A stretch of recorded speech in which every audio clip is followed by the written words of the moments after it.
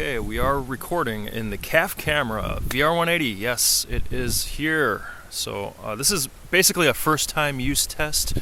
I'm speaking directly into the microphone on the top of the camera. If I kind of back up to the normal distance I would be speaking at, I might need to raise my voice a little bit because I noticed the microphones are a little bit quiet. It's really windy out here, so maybe this will serve as a wind noise test as well as a visual test. But these are all default settings. I haven't changed any settings. It's basically take it out of the box, turn it on, and press record. It's on a tripod, but we are going to walk around a little bit. So if you're watching this in VR, I'm going to try to be gentle with you. I think it said 50 frames a second, so it's VR180 50 frames a second.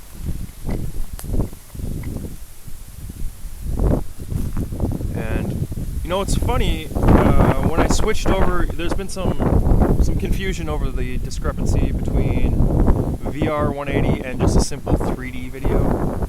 It crops it down to a 3D 4K. It's for a rectangular video rather than a VR180 sphere, half sphere.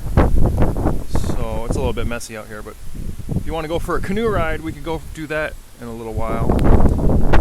When I was doing the low light test last night, I noticed a lot of motion blur. If you're not perfectly still in that 3D mode, thank you tree for just trying to throw acorns at me, you'll get motion blur in that 3D mode.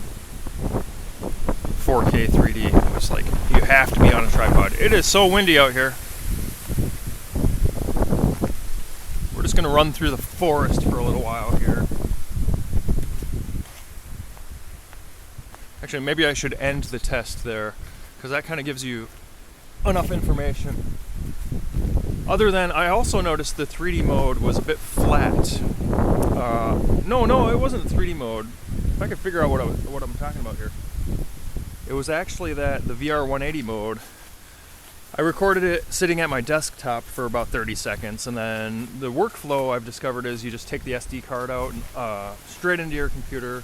You can upload that file to YouTube, and YouTube will figure it out as a VR180, so there's no post-processing that you need to do, which is good because there's no app to post-process yet.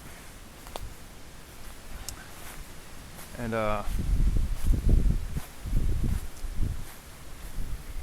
my point being that the image was kind of flat. Like, it didn't feel like I recorded it at my desktop, but it didn't feel like pass-through camera depth accurate. If the image felt kind of flat as I was watching it sitting in the same place I recorded it. I'm sure you can understand what I'm talking about. So I think I'll end the video here and then we'll record another one. That's a 3-minute video in a beautiful location in the woods. I'm going to try to do another video where I can be more concise and figure out what I'm talking about here, because I'm just kind of improvising, but those are the points I wanted to get across. The first time use demo test. Goodbye.